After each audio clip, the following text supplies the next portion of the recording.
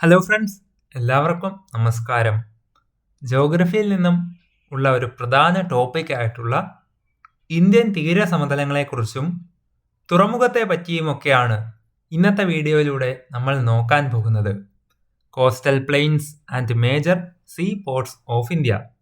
പടിഞ്ഞാറൻ തീരസമതലം, കിഴക്കൻ തീരസമതലം, വിവിധ പ്രാദേശിക തീരങ്ങൾ, പ്രമുഖ തുറമുഖം, പ്രധാനപ്പെട്ട തടാകങ്ങൾ, അവയുമായി ബന്ധപ്പെട്ട പരീക്ഷാ കേന്ദ്രീകൃതമായിട്ടുള്ള പ്രത്യേകതകളും എല്ലാം കൂടെ നമ്മൾക്ക് ഇന്നത്തെ വീഡിയോയിലൂടെ നോക്കാവുന്നതാണ്. ആദ്യം ഇന്ത്യൻ തീരസമതലത്തെ പറ്റി ഒരു പൊതുവിവരം നോക്കാം. പൊതു പ്രത്യേകത എന്താണ്? ഇന്ത്യയുടെ ഉപദ്വീപായിട്ടുള്ള പീഠഭൂമിക്ക് ഇരുവശത്തുമായിട്ട് കടലിനോട് ചേർന്ന് കിടക്കുന്ന ഒരു വളക്കൂറുള്ള സമതല പ്രദേശമാണ് ഇന്ത്യൻ തീരസമതലം. അതിൻ്റെ വ്യാപനം: പടിഞ്ഞാറ് ഗുജറാത്തിലെ റാൻ ഓഫ് കച്ച് മുതൽ കിഴക്ക് പശ്ചിമ ബംഗാളിലെ സുന്ദർബൻസ് ഡെൽറ്റ വരെ ഇന്ത്യൻ തീരസമതലം വ്യാപിച്ചു കിടക്കുന്നു. തീരദേശ ദൈർഘ്യവും സംഗമവും: mainland, cost line and intersection. ആകെ ദൈർഘ്യം വരുന്നത് ഇന്ത്യയുടെ പ്രധാന കരയുടെ, അതായത് മെയിൻലാൻഡിന്റെ തീരദേശ ദൈർഘ്യം 6100 കിലോമീറ്റർ ആണ്. ഇന്ത്യയുടെ പ്രധാന കരയായിട്ട് മെയിൻലാൻഡിലെ തീരദേശ ദൈർഘ്യം 6100 കിലോമീറ്റർ. ദ്വീപുകൾ ഉൾപ്പെടെ ഇത് 7516.6 കിലോമീറ്റർ ആയിട്ട് ഉയരുന്നു. ദ്വീപുകളെയും കൂടെ കൂട്ടിച്ചേർക്കുമ്പോൾ 7516.6 കിലോമീറ്റർ ആണ് ഇന്ത്യയുടെ തീരദേശ ദൈർഘ്യം പറയുന്നത്. സംഗമസ്ഥാനം: പടിഞ്ഞാറൻ തീരസമതലവും കിഴക്കൻ തീരസമതലവും പരസ്പരം വന്ന് സന്ധിക്കുന്നത് ഇന്ത്യയുടെ തെക്കേ അറ്റത്തുള്ള കന്യാകുമാരിയിൽ വെച്ചുമാണ്. തീരസമതലങ്ങളുടെ പ്രധാനപ്പെട്ട വിഭജനം: ഇന്ത്യൻ തീരസമതലങ്ങളെ പ്രധാനമായിട്ടും രണ്ടായിട്ട് തരംതിരിക്കാം. ഒന്ന്, പടിഞ്ഞാറൻ തീരസമതലം, അതായത് വെസ്റ്റേൺ കോസ്റ്റൽ പ്ലെയിൻ. രണ്ട്, കിഴക്കൻ തീരസമതലം, ഈസ്റ്റേൺ കോസ്റ്റൽ പ്ലെയിൻ. പടിഞ്ഞാറൻ തീരസമതലമെന്നും കിഴക്കൻ തീരസമതലമെന്നുമാണ് നമ്മൾ ഇന്ത്യൻ തീരസമതലത്തെ തരംതിരിക്കുന്നത്. അപ്പോൾ ഓരോന്നും ഡീറ്റെയിൽ ആയി നോക്കാം. പടിഞ്ഞാറൻ തീരസമതലം, അതിൻ്റെ സവിശേഷതകൾ നോക്കാം. വെസ്റ്റേൺ കോസ്റ്റൽ പ്ലെയിനിൻ്റെ സവിശേഷത: അതിരുകളും വീതിയും. പടിഞ്ഞാറൻ തീരസമതലം പശ്ചിമഘട്ടത്തിനും അറബിക്കടലിനും മധ്യത്തിലായിട്ടാണ് സ്ഥിതി ചെയ്യുന്നത്. കിഴക്കൻ തീരസമതലത്തെ അപേക്ഷിച്ച് ഇത് വീതി കുറഞ്ഞതാണ്. നാരോ പ്ലെയിനാണ് പടിഞ്ഞാറൻ തീരസമതലം. പടിഞ്ഞാറൻ തീരസമതലം പശ്ചിമഘട്ടത്തിനും അറബിക്കടലിനും മധ്യത്തായിട്ടാണ് സ്ഥിതി ചെയ്യുന്നത്. കിഴക്കൻ തീരസമതലത്തെ അപേക്ഷിച്ച് ഇത് വീതി കുറഞ്ഞതാണ്, നാരോ പ്ലെയിനാണ്. അഴിമുഖങ്ങൾ, അതായത് എസ്റ്റുയറീസ്. ഇവിടുത്തെ നദികൾ വേഗതയേറിയതും ചെറുതുമാണ്. അതിനാൽ അവ കടലിൽ പതിക്കുന്ന ഭാഗത്ത് ഡെൽറ്റകൾ രൂപീകരിക്കുന്നില്ല. പകരം അഴിമുഖങ്ങൾ, അതായത് എസ്റ്റുയറീസ് ആണ് രൂപപ്പെടുത്തുന്നത്. അഴിമുഖത്തെ വിളിക്കുന്നതാണ് എസ്റ്റുയർസ്.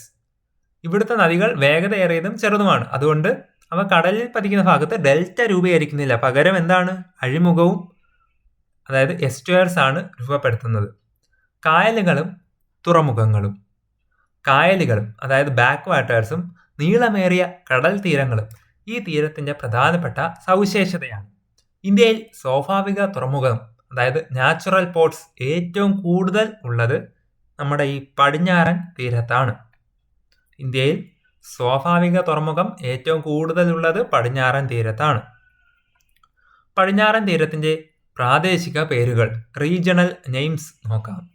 കച്ച് തീരം എന്നും കത്തിയവാർ തീരം എന്നും വിളിക്കുന്നു. അതെവിടെയാണ്? ഗുജറാത്തിന്റെ അതിർത്തിയിലെ തീരപ്രദേശത്തെ നമ്മൾ കച്ച് തീരമെന്നും കത്തിയവാർ തീരമെന്നുമാണ് വിളിക്കുന്നത്. പടിഞ്ഞാറൻ തീരത്തിന്റെ ഏറ്റവും ടോപ്പ് ഗുജറാത്തിൽ വിളിക്കുന്നത് കച്ച് തീരമെന്നും കത്തിയവാർ തീരമെന്നും. പിന്നീട് മഹാരാഷ്ട്ര, ഗോവ എന്നീ സംസ്ഥാനങ്ങളുടെ തീരപ്രദേശത്തെ നമ്മൾ കൊങ്കൺ തീരം എന്നാണ് വിളിക്കുന്നത്. കൊങ്കൺ കോസ്റ്റ് എന്ന് വിളിക്കുന്നത് മഹാരാഷ്ട്ര, ഗോവ എന്നീ സംസ്ഥാനങ്ങളുടെ തീരപ്രദേശത്തെയാണ്. അടുത്തതായി കാനറ തീരം, കാനറ കോസ്റ്റ് എന്ന് വിളിക്കുന്നത് കർണാടകയുടെ തീരപ്രദേശത്തെ. കാനറ കോസ്റ്റ് എന്ന് കർണാടകയുടെ തീരപ്രദേശത്തെ വിളിക്കുന്നു. പിന്നീട് മലബാർ കോസ്റ്റ് എന്ന് നമ്മൾ കേരളത്തിലെ തീരപ്രദേശത്തെ വിളിക്കുന്നു. കായലുകളും മണൽത്തിട്ടകളും ഇവിടെ ധാരാളമായിട്ട് നമ്മുടെ മലബാർ തീരത്ത് കാണുന്നു. മലബാർ കോസ്റ്റ് കേരളത്തിലെ തീരപ്രദേശമാണ്. കാനറ കോസ്റ്റ് കർണാടകയുടെ തീരപ്രദേശമാണ്. കൊങ്കൺ തീരം മഹാരാഷ്ട്ര, ഗോവ തുടങ്ങിയ സംസ്ഥാനത്തിന്റെ തീരപ്രദേശമാണ്. കച്ച് തീരം എന്നും കത്തിയവാർ തീരം എന്നും വിളിക്കുന്നത് ഗുജറാത്തിന്റെ അതിർത്തിയിലെ തീരപ്രദേശത്തെയുമാണ്. അടുത്തതായി കിഴക്കൻ തീരസമതലം, അതിന്റെ സവിശേഷത നോക്കാം. അതിരുകളും വീതിയും. പൂർവഘട്ടത്തിനും ബംഗാൾ ഉൾക്കടലിനും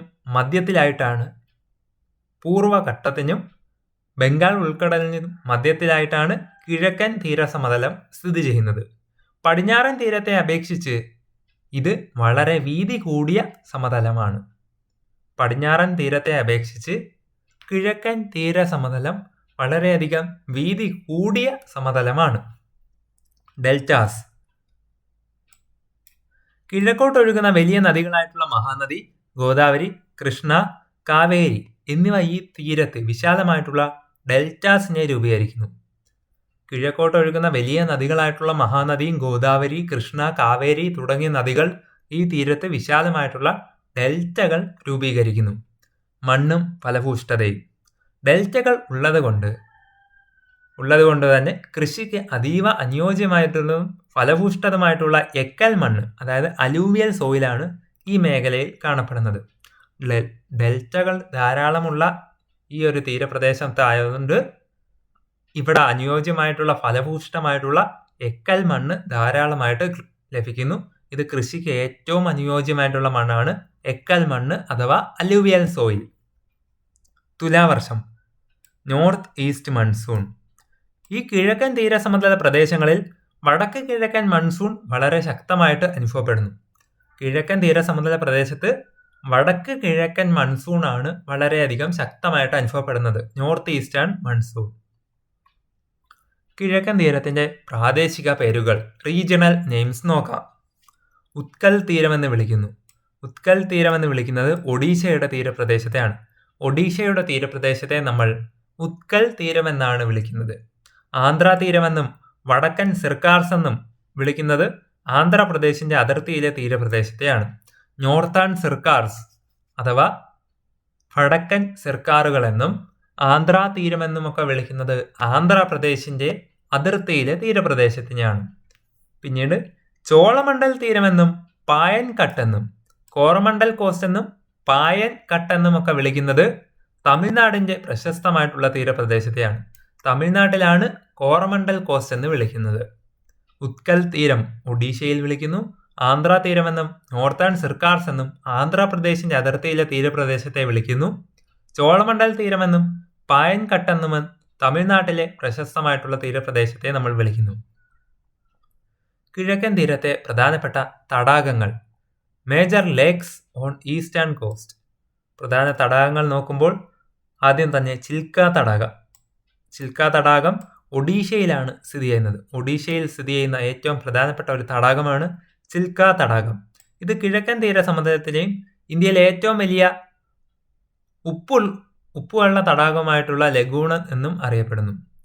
ഇത് കിഴക്കൻ തീരസമതലത്തിലെയും ഇന്ത്യയിലെ ഏറ്റവും വലിയ ഉപ്പുവെള്ള തടാകമാണ്. ഇന്ത്യയിലെ ഏറ്റവും വലിയ സാൾട്ടിഷ് ലേക്കുമാണ് ചിൽക്ക തടാകം. ചിൽക്ക തടാകം ഒഡീഷയിലാണ് സ്ഥിതി ചെയ്യുന്നത്. അടുത്തതായി കൊല്ലേരു തടാകം. കൊല്ലേരു ലേക്ക് എവിടെയാണ് സ്ഥിതി ചെയ്യുന്നത്? ആന്ധ്രാപ്രദേശിലാണ് കൊല്ലേരു തടാകം. ഇത് ഇന്ത്യയിലെ പ്രധാനപ്പെട്ട ഒരു ശുദ്ധജല തടാകമാണ്. ഇന്ത്യയിലെ ഏറ്റവും പ്രധാന ഒരു ശുദ്ധജല തടാകത്തിന് ഉദാഹരണമാണ് ആന്ധ്രാപ്രദേശിലെ കൊല്ലേരു തടാകം. അടുത്തതായി പുലിക്കെട്ട് തടാകം, പുലിക്കെട്ട് ലേക്ക്. ആന്ധ്രാപ്രദേശ് തമിഴ്നാട് അതിർത്തിയിലുള്ള വലിയൊരു ഉപ്പുവെള്ള തടാകമാണ് പുലിക്കെട്ട് തടാകം. ശ്രീഹരിക്കോട്ട ബഹിരാകാശ കേന്ദ്രം ഇതിന് സമീപത്തായിട്ടാണ് സ്ഥിതി ചെയ്യുന്നത്. പുലിക്കെട്ട് തടാകത്തിന് സമീപത്തായിട്ട് സ്ഥിതി ചെയ്യുന്നതാണ് ശ്രീഹരിക്കോട്ട ബഹിരാകാശ കേന്ദ്രം. ആന്ധ്രാപ്രദേശ് തമിഴ്നാട് അതിർത്തിയിലുള്ള ഒരു പ്രധാന ഉപ്പുവെള്ള തടാകമാണ് പുലിക്കെട്ട് തടാകം. അടുത്തതായി പ്രധാനപ്പെട്ട തുറമുഖത്തെ നോക്കാം. Major see port. കിഴക്കൻ തീരത്തെ തുറമുഖങ്ങൾ. കൊൽക്കത്ത ആൻഡ് ഹാൽഡിയ പോർട്ട് ഉണ്ട്.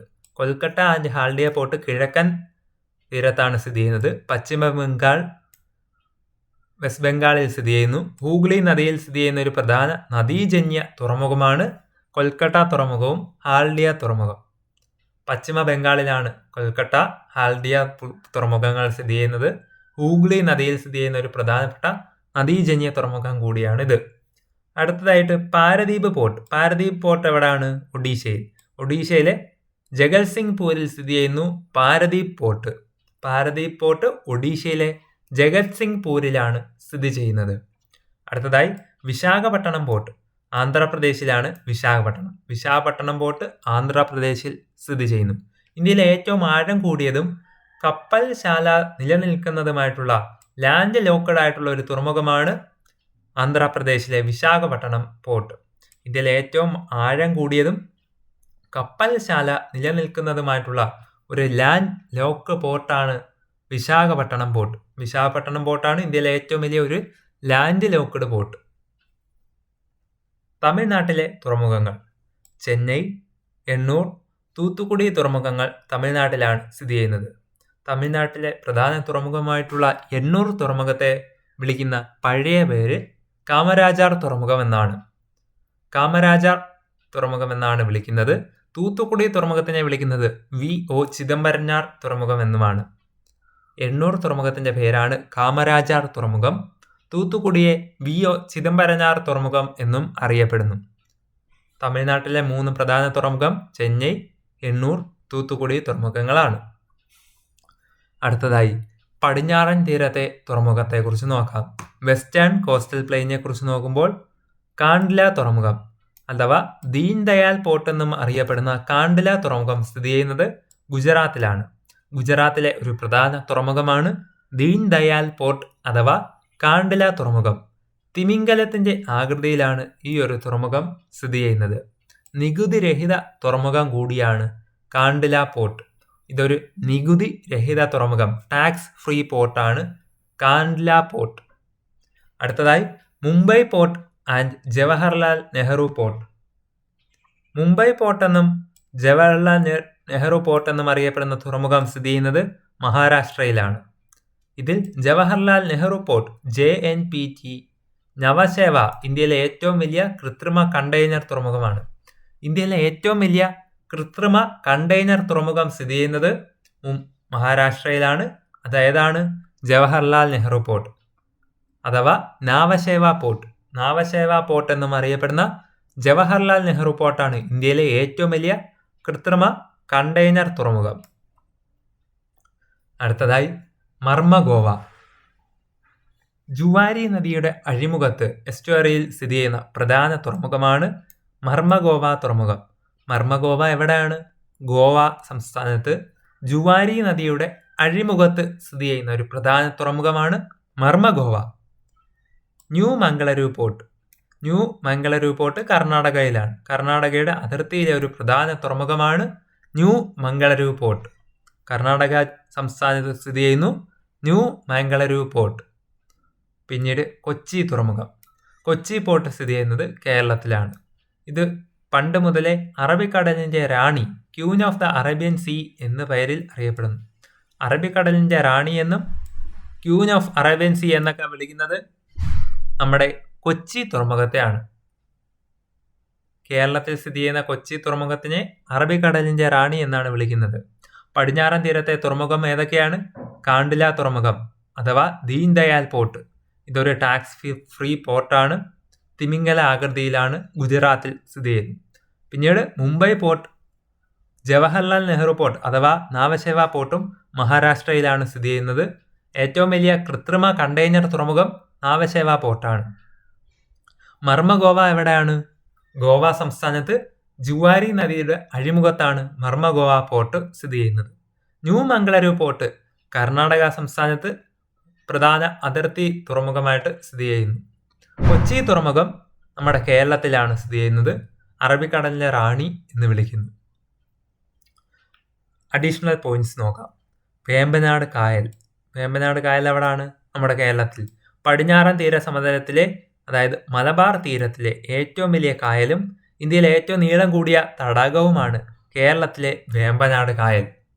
പടിഞ്ഞാറൻ തീര സമതലത്തിലുള്ള അതായത് മലബാർ തീരത്തിലുള്ള ഏറ്റവും വലിയ കായലും ഇന്ത്യയിലെ ഏറ്റവും നീളം കൂടിയ തടാകവുമാണ് കേരളത്തിലെ വേമ്പനാട് കായൽ. തേരി കുന്നുകൾ, ടേരിസ്. തേരി കുന്ന് എന്താണ്? തമിഴ്നാട്ടിലെ ചോളമണ്ഡല തീരത്ത് കാണപ്പെടുന്ന സവിശേഷമായിട്ടുള്ള ചുവന്ന മണൽ കൂനകളെയാണ്, അതായത് റെഡ് സാൻഡ് ഡ്യൂൺസിനെ നമ്മൾ തേരി കുന്നുകൾ എന്നാണ് വിളിക്കുന്നത്. തമിഴ്നാട്ടിലെ ചോളമണ്ഡല തീരത്ത് കാണപ്പെടുന്ന സവിശേഷമായിട്ടുള്ള ചുവന്ന മണൽ കൂനകളെയാണ് റെഡ് സാൻഡ് ഡ്യൂൺസ് എന്ന് വിളിക്കുന്നത്, തേരി കുന്ന് എന്ന് വിളിക്കുന്നത്.